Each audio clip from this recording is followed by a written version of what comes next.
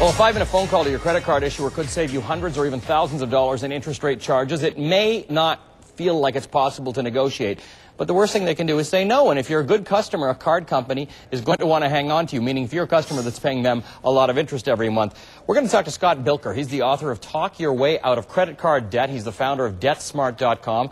Scott, good to see you. Thank you for being with us. Thanks for having me on, Alan. Scott, it's intimidating to people, the idea that they need to negotiate with their credit card companies, because the relationship many people are used to having with their credit card companies is one of criticism, one of late payments, one of mild intimidation. In fact, it's not a bad thing. If you're the kind of client who's been running a balance and generally paying on time, they're making their money off of you. That's absolutely right. You know, some people feel at the mercy of their banks, and that just doesn't have to be the case.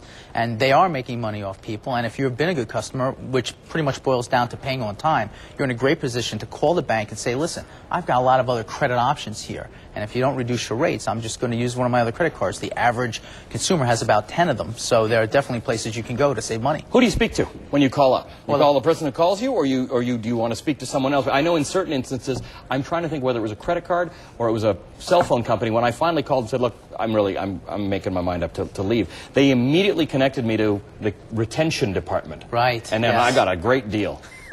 Yeah, that's so true. Sometimes the very first person that you talk to on the phone won't be able to help you, and you have to ask to speak to the supervisor. And even sometimes those people will tell you, the very first rep will say, listen, my supervisor is not going to be able to lower your rate. Right. I'm not going to be able to waive the fee. But you still have to be persistent and talk to the supervisor, tell them your story, and let them know that you will do something. You'll leave them, or you'll transfer your balance. I don't like to close my accounts unless they really make me mad. Right. I'd rather punish them and transfer my balance so they're not making any money. What do you tell them? What do you say when you're on that phone and you know that this is a negotiation? Because sometimes it's not going to be a yes, we'll do it. And sometimes it's no, but you want to try because you're paying a lot of money out every month, and a few minutes of effort might work out here. What language do you use? What do you say? Well, first, you want to be nice to the person you speak to. There's a few things you can do. You can ask the person if you're not getting anywhere. You can say, who can I speak to that might be able to lower my rate? And sometimes I found that some reps will help you. Otherwise, you want to just tell them, look, I'm going to transfer my balance and close my accounts.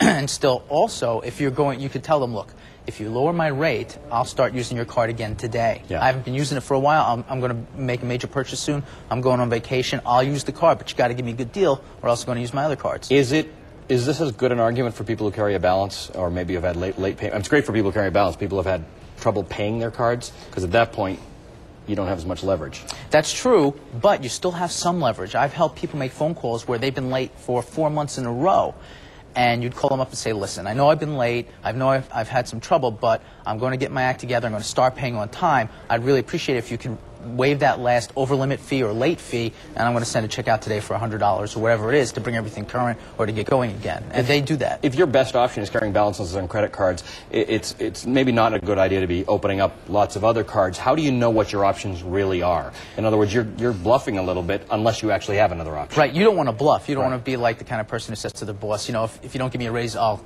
quit. And then he says no. Quit. Right. What you want to do is really have these options, and all the options are in your mailbox. Those low-rate offers you get, read them to the rep on the phone and say, listen, look, I'm holding a 0% 6-month credit card deal in my hand. Yeah. Why should I stay with you guys when I could just transfer my balance right now? I'm doing a major purchase. I'm going to use this deal unless you do something for me.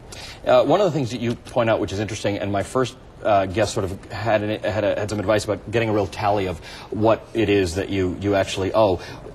Likewise, it's useful to get a sense of how much you pay these people in interest every month, so that you really have something to say to them. Right. Look, you're going to lose my $200 a month in interest if I go away from you. Right, and especially if they charge you some kind of over-limit fee. Right. Say, listen, over the last year I've paid $250 worth of interest, I've made $5,000 worth of purchases, I'm carrying a balance, I'm going to transfer my balance, and all that money that you've been making is going to be gone. Credit card companies are fighting for good customers right now. That's why there's so many offers in the mail. 5 billion offers mailed just last year. So they really need good clients. When people are carrying balances, they get very attracted to these introductory rates. Some of these introductory rates have very high subsequent rates. Right. What do you do in terms of dealing that way? If you transfer, you've got a high-interest credit card, you move it off to a low-interest introductory rate. Do you have to do the math to see whether you're saving over the long term? Yeah, because sometimes with those low introductory rates, you have to look out for the cash advance fee. Right. Sometimes they're open-ended. You might get a 0% deal, and it's a open-ended 4% transfer fee. If it's a 6-month deal and you pay a one-time 4% fee, that's 8%. So it's really an 8% transfer, and you have to keep in mind that if you have a 3.99% rate right now, that the 0% is really more costly. So it's always important to do the math. All right. Scott, good to see you. Thank you for being with us. My pleasure. Thanks for having me. Scott Bilker is the author of Talk Your Way Out of Credit Card Debt. Coming up after the break, have you been a victim of phishing? That's phishing.